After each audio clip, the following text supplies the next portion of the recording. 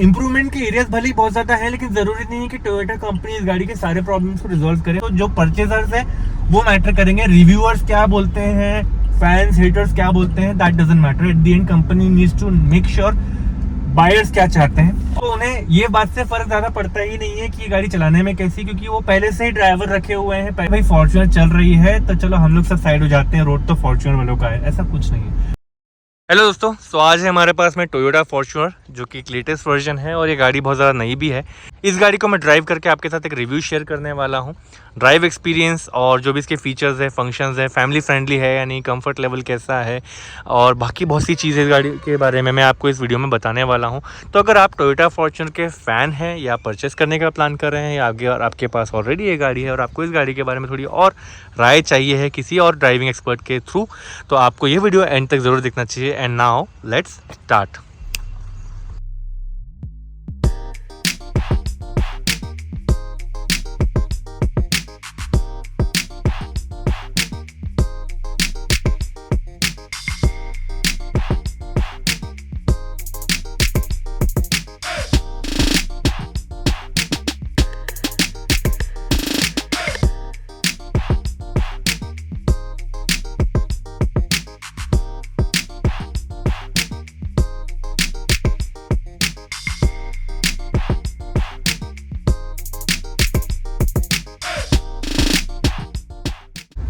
सो दोस्तों, मैं अभी ड्राइव कर रहा हूँ एक ब्रांड न्यू टोयोटा फॉर्च्यूनर और ये 2023 वाली ही है, मतलब लेटेस्ट मॉडल है।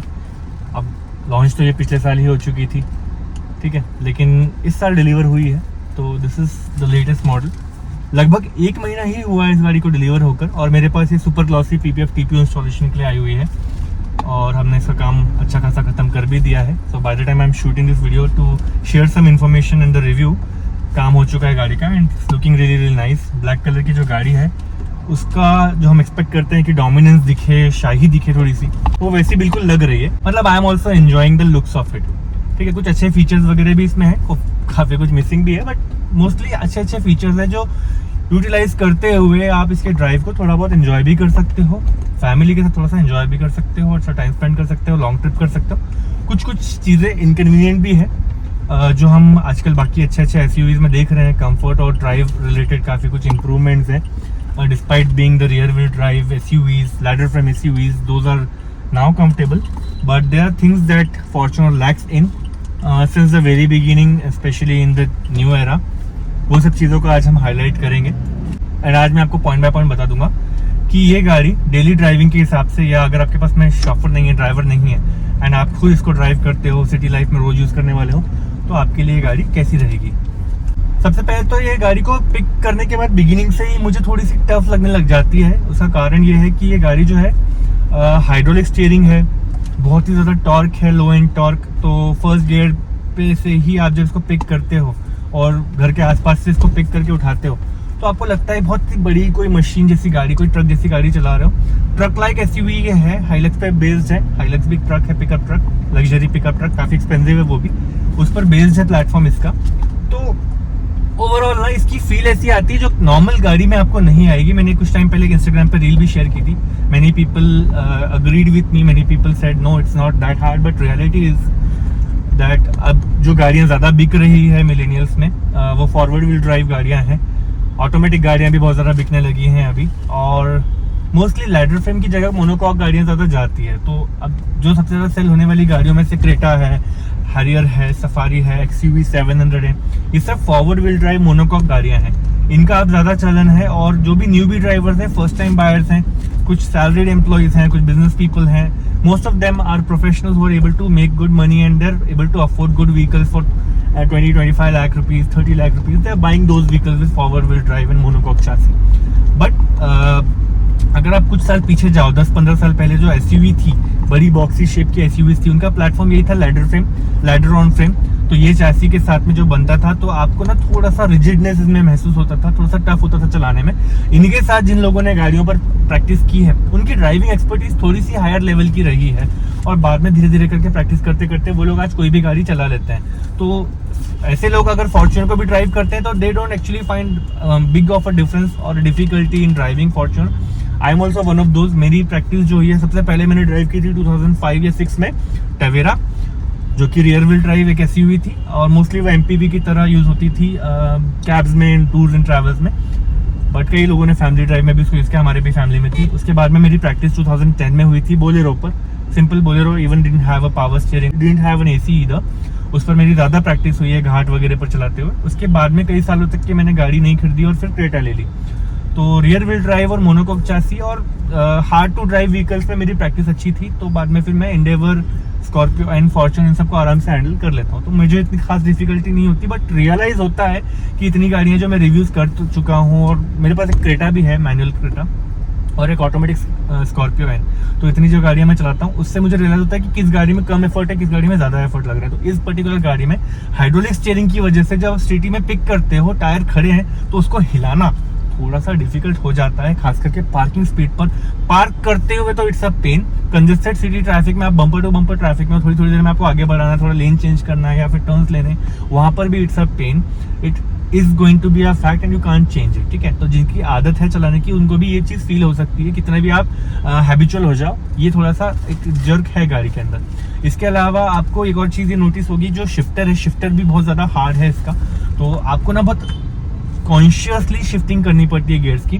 फर्स्ट गियर, सेकंड गियर आपको लगाने के वक्त और ज्यादा कॉन्शियस होना पड़ता है। जब आप स्पीड में हो और थर्ड गियर आप लगा रहे हो, तो एक तरह से ध्यान देते हुए करना पड़ता है कि सेकंड से लाया, बीच में फिर लाया थर्ड पे, इतना कॉन्शियस होकर के बहुत सी गाड़ियों में आप मैनुअल ट्रांसमिशन नहीं यूज करना पड़ रहा है आजकल। ऐसा बराबर से वो शिफ्टर प्रॉपर्ली चला जाता है, स्पीड के साथ साथ अपने हाथों को आदत हो जाती है, इसमें कॉन्शियसली करना पड़ता है। अगर वो कॉन्शियसली आप नहीं करते हो तो थोड़ा सा रुक जाता है बीच में और स्पीड लैग हो जाती है इतनी देर में, and then you don't find it worthy enough to upshift, then फिर आपको लगता है थोड़ा सा और एक्सेलरेट करें। तो ये प्रैक्टिस के ऊपर से इंप्रूव हो भी जाएगा, लेकिन लैगिंग तो है ना शिफ्टर में। शिफ्टर इज दैट वे ना। ये जो रिव्यू है फॉर्च्यूनर का है, तो फॉर्च्यूनर के रिव्यू को फॉर्च्यूनर के बेंचमार्क के साथ करना चाहिए, बट मैं एक ओवरऑल रिव्यू दे रहा हूँ ताकि जो भी लोग ये वीडियोस को देख रहे हैं उनमें जो फॉर्च्यूनर को लेकर के प्यार है कि चलो बड़े होकर के, अभी नहीं तो कभी ना कभी 10 साल बाद में हम एक फॉर्च्यूनर ले लेंगे। आप जरूर लेना, गाड़ी बहुत प्यारी है, मुझे भी अच्छी लगती है, लेकिन कुछ रियलिटी आपको पता होनी चाहिए। तो that's why I am kind of revealing some information which a lot of people already know. But चलो, मेरे चैनल पर फॉर्च्यूनर का रिव्यू बहुत टाइम बाद आया है, तो आई एम थिंकिंग कि जितनी चीजें बता सकूं बता देता हूँ। And I do not have a personal hatred towards Fortuner, but I just think that the amount of money it is charged for should be justified as much as possible, and on that basis I think कि इस गाड़ी में और भी बहुत सारे improvements किए जा सकते थे। अगर वो नहीं किए जा रहे हैं तो जाहिर है इसके कस्टमर्स अभी भी इसको परचेस कर रहे हैं और इसके इस कैरेक्टर की वजह से ही परचेस करते हैं। इंप्रूवमेंट के एरियाज भले ही बहुत ज्यादा है, लेकिन जरूरी नहीं है कि टोयोटा कंपनी इस गाड़ी के सारे प्रॉब्लम्स को रिजॉल्व करे। हो सकता है जो इसका मेन कैरेक्टर है, अगर वो खो जाएगा तो कंपनी को शायद नुकसान होने लग जाए। जैसे फॉर एग्जांपल रॉयल एनफील्ड है, उन्होंने बुलेट 350 स्टैंडर्ड भी बनाई, क्लासिक 350 स्टैंडर्ड भी बनाई, लेकिन कई लोग अभी भी मेटियोर 350 की जगह क्लासिक 350 को पसंद इसीलिए करते हैं क्योंकि ओरिजिनलिटी जो है रॉयल एनफील्ड की, थम्पी साउंड वगैरह जो है, जो उसको चलाने की डिफिकल्टी है, वो अभी भी उसमें मेंटेन्ड है।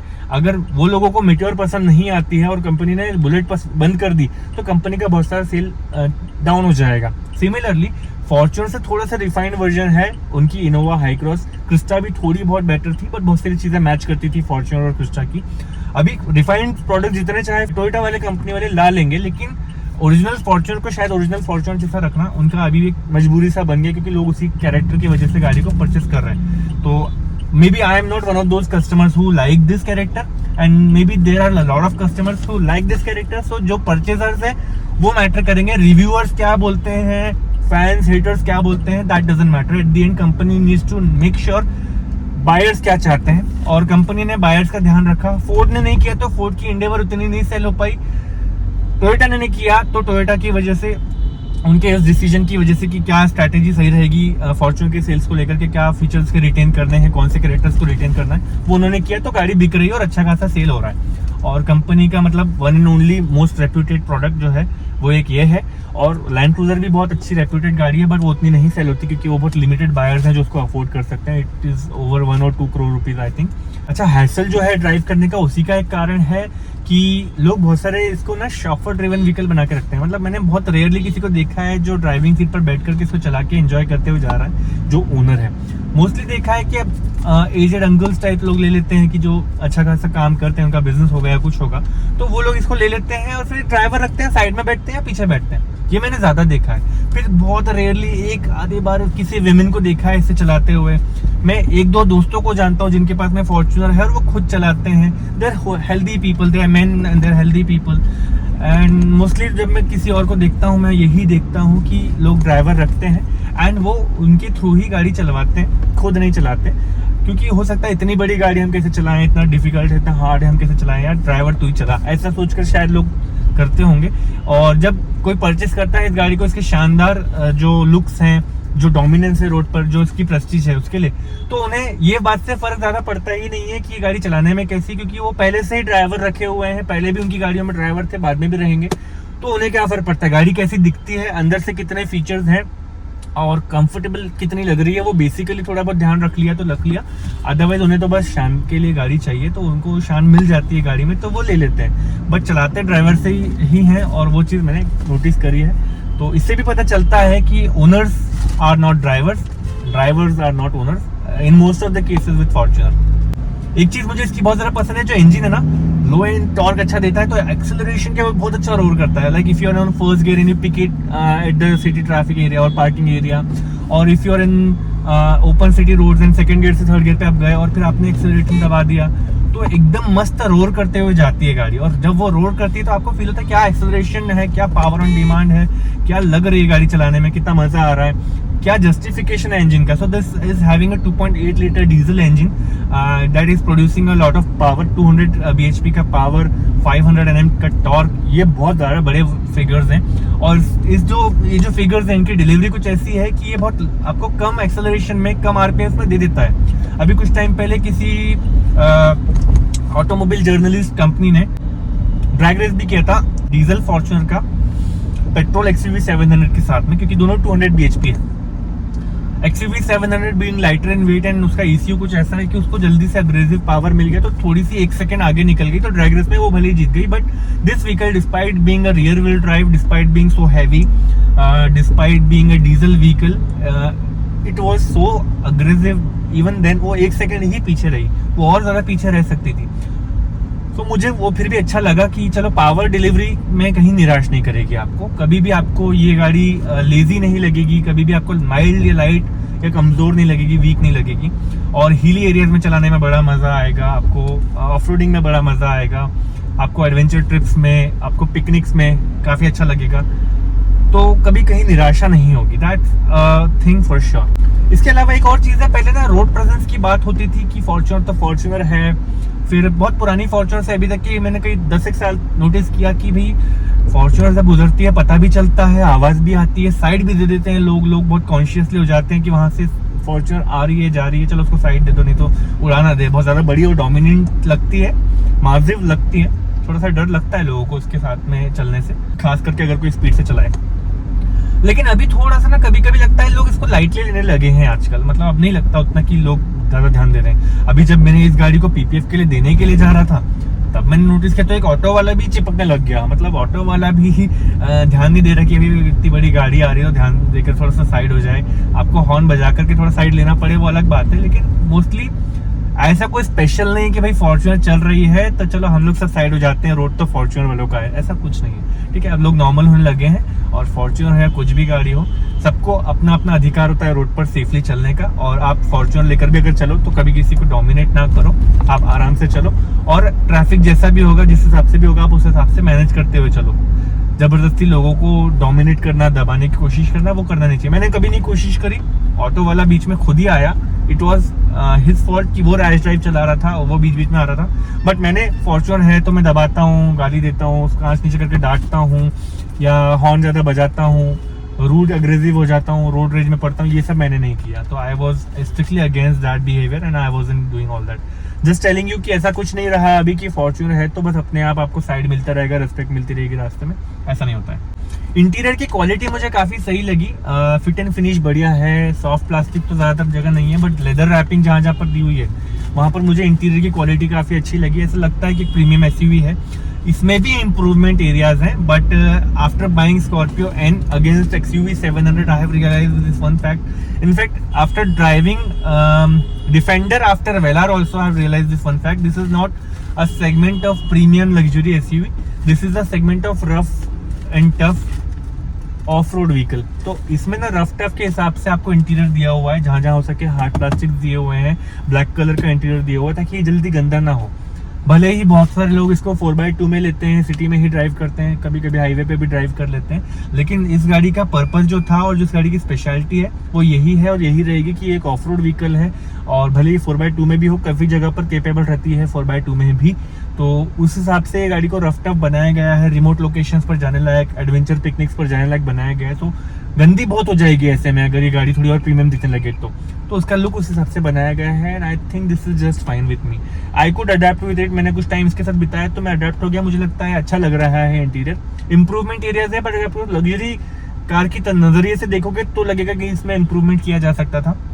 कुछ वेरिएंट और भी देखे जिसमें टैन ब्राउन इंटीरियर या थोड़ा सा brownish type, yellowish type interiors भी आते हैं, क्रीम कलर के इंटीरियर भी आते हैं। आई थिंक कुछ वेरिएंट होंगे वैसे, बट मुझे लगता है ये ठीक है, जिसको चाहिए उसके लिए वो चॉइस है। Otherwise leather wrapping, modification, customization के तो एंडलेस ऑप्शन हो गए हैं मार्केट में, तो there are options, but I am okay with this type of interior as of now.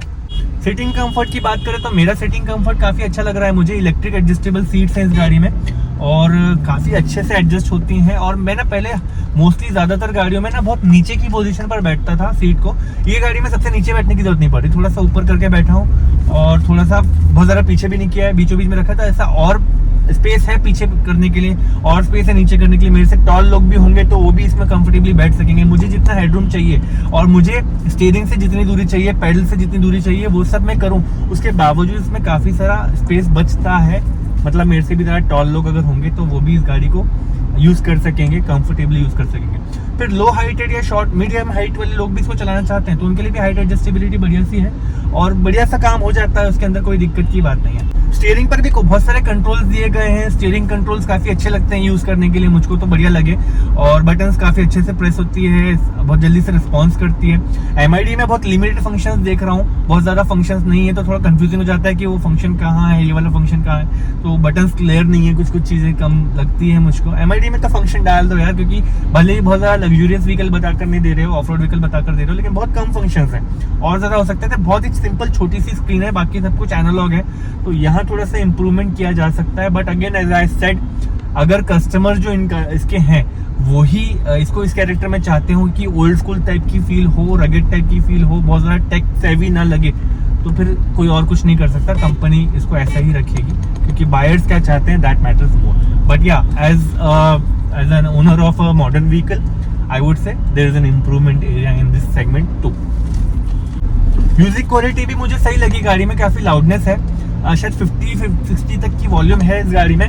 मैंने अच्छी खासी वॉल्यूम इसकी ट्राई करी और म्यूजिक काफ़ी क्लियर है, ऑडियो क्वालिटी काफ़ी क्लियर है और बढ़िया लगती है।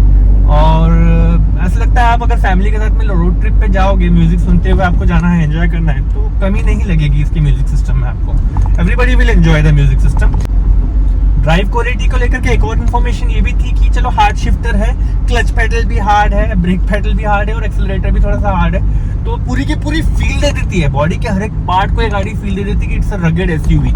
Now I don't want to criticize that fact because this is a very special feeling कि आपको SUV चलाते हुए SUV वाली फील आए। भाई बहुत लोगों को फील चाहिए होती है तो वो है उसमें, और रगेडनेस की वजह से भी बहुत लोगों को मजा आता है। मैंने इस सेम गाड़ी को लेकर के, मतलब not exactly this one, sparkling black Fortuner, उसको लेकर के गोरेवाड़ा जंगल सफारी में ड्राइव किया है, ऑफ रोडिंग करके देखी है। 4x2 थी वो भी, कमी तो उसमें भी नहीं थी, पावर बस लग रहा था और बहुत बढ़िया से डिलीवर कर रही थी पावर। और एक्सेलरेटर पैडल, क्लच पैडल उसमें नहीं था, वो क्लच पैडल नहीं था उसमें, ऑटोमेटिक थी तो वो इजी टू ड्राइव थी। ये वाली थोड़ी मैनुअल टू ड्राइव है तो थोड़ा सा डिफिकल्टी है, पैर जो है लेफ्ट वाला वो भी पेन होने लग जाता है एक टाइम के बाद में। But overall accelerator pedal, brake pedal जो है थोड़ा सा हार्ड होने की वजह से ना फील हो जाते थे, तो बहुत अलर्ट होकर कॉशियस होकर के चलाना पड़ता था कि बहुत ज्यादा ना दब जाए, बहुत कम ना दब जाए, तो हमेशा कॉशियस होकर के हर एक चीज आपको ऑपरेट करनी होती है इस गाड़ी में due to the character of the vehicle. इसके स्टीयरिंग रिस्पॉन्स को लेकर के मेरा एक फीडबैक ये है कि यार हाइड्रोलिक स्टीयरिंग है, हार्ड है, बट एक प्रॉब्लम अलग ये भी है कि बहुत ज्यादा नहीं घूमता है।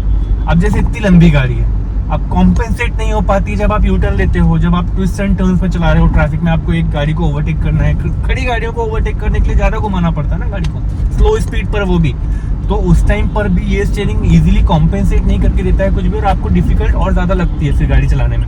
अब ऐसी गाड़ी को आप चलाते हो और आपका स्टीयरिंग पूरा भी नहीं घूमता, मतलब जो इसका टर्निंग रेडियस है वो थोड़ा और इम्प्रूव हो सकता था, स्टीयरिंग पूरा नहीं घूमता है, कहीं 1-2-3 डिग्री कम घूमता है compare to other SUVs in this segment. ऐसा लगता है यार इसको इतने में तो कट जानी चाहिए थी, इतनी लंबी गाड़ी कट नहीं रही, क्योंकि पूरा स्टीयरिंग ही नहीं घूम रहा है, एक जगह पे आकर के रुक जाता है और फिर वहां से आपको फिर 2 पॉइंट या 3 पॉइंट रिवर्सिंग वगैरह करके फिर आपको यू टर्न लेना पड़ता है। वो करने का कारण है steering, not the size of the vehicle, which is a big surprise and I don't like that factor. वहां तो मेरे को कॉम्प्रोमाइजेशन पसंद ही नहीं आया। इसका स्टीयरिंग का एक और चीज ये भी है कि ये थोड़ा सा हार्ड प्लास्टिक है इसमें, और लेदर रैपिंग जैसा दिखता है लेकिन फील प्लास्टिक वाली ही है।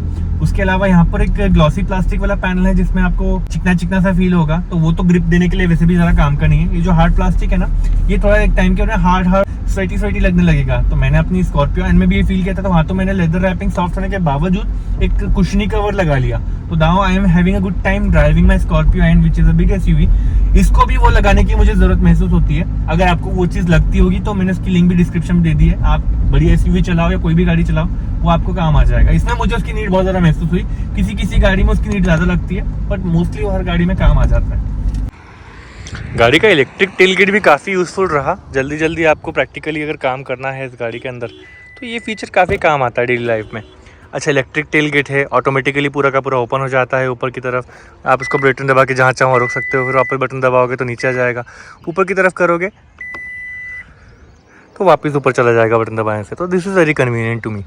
और यहाँ पे फिर इजीली दोनों सीट स्प्लिट में है थर्ड रो की, तो इजीली फोल्ड हो जाती है, तो आपको एक्स्ट्रा बूट स्पेस भी मिल जाता है। But this is bigger than some of the SUVs in the segment which are selling more than a Fortuner. तो अच्छा लगा, बूट स्पेस ठीक लगा मुझको। यहाँ पर ना एक मीडियम साइज़ का सूटकेस ऐसे और एक मीडियम साइज का सूटकेस ऐसे आ सकता है। एयर बैग भी यहाँ पे कम से कम 3 या 4 आ सकते हैं के ऊपर एक, अगर स्टैक करके रखो तो this feels good as a practical SUV usages and I like it. वापस एक बटन दबाई, वो ऑटोमेटिकली नीचे बंद हो गया। और एंट्री और एग्जिट भी गाड़ी में काफ़ी ज़्यादा सिंपल है। वो मैं एक बार डेमोन्स्ट्रेट कर देता हूँ आपको, ड्राइवर डोर और रियर डोर का। और थर्ड रो जो है वहाँ पर बैठना कितना ईजी है वो दिखा देता हूँ आपको डेमोन्स्ट्रेट करके।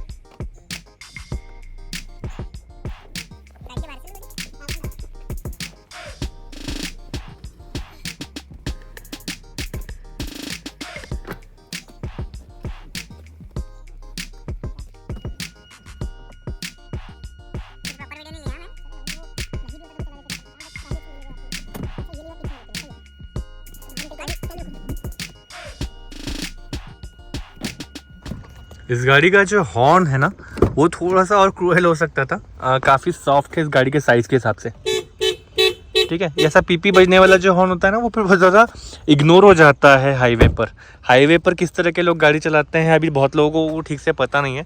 जिन लोगों ने हाईवे पर गाड़ी चलाई है उनको पता है हाईवे पर कैसे कैसे बदतमीज़ टाइप के लोग भी होते हैं, कभी कभी कुछ जानवर भी आ जाते हैं। आपको ज़रूरी होती है कि लोगों का अटेंशन पाएँ और गाड़ी के लिए साइड बना कर लें, तो वहाँ पर हॉन्किंग ज़रूरी हो जाती है। बहुत लोग बोलते हैं ज़्यादा नॉइज़ पोल्यूशन मत करो, बहुत ज़्यादा हॉन्किंग वगैरह मत करो, बट कहीं कहीं पर रिक्वायरमेंट कुछ ऐसी होती है कि ज़रूरत पड़ जाती है। अगर वहाँ पर भी आपके पास में हॉन्किंग की पावर नहीं होगी तो आपको इनकन्वीनियंस होगा, और मुझे तो वो कई गाड़ियों में हो चुका है। तो मैं अपने एक्सपीरियंस से बता रहा हूँ, हॉर्न इससे बेहतर होना चाहिए और लगवाना पड़ेगा आपको। बाकी तो गाड़ी के सस्पेंशन का कंफर्ट वगैरह भी डिसेंट है, बहुत ज़्यादा अच्छा नहीं है, बहुत ज़्यादा बुरा भी नहीं है। अभी इस गाड़ी के साइज़ के और कैरेक्टर के हिसाब से I would say comfort level is just decent.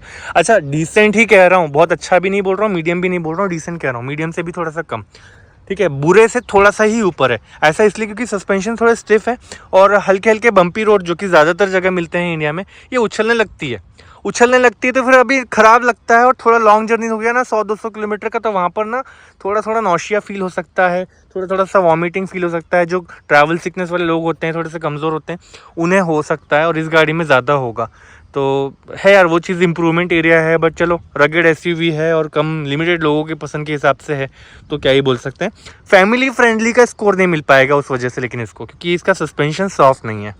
सो दोस्तों ये था आज का मेरा टोयोटा फॉर्च्यूनर का रिव्यू। इस गाड़ी का पीपीएफ वीडियो और रिजल्ट वीडियो देखने के लिए मेरे चैनल को सब्सक्राइब कर लो। उसकी लिंक भी डिस्क्रिप्शन में डाल दूंगा जैसे ही पीपीएफ का वीडियो लाइव हो जाएगा। ऐसे और भी मेरे वीडियोस देखने के लिए चैनल को सब्सक्राइब करके जुड़ जाओ और वीडियो को लाइक करके कमेंट करना ना भूलें। Thank you for watching.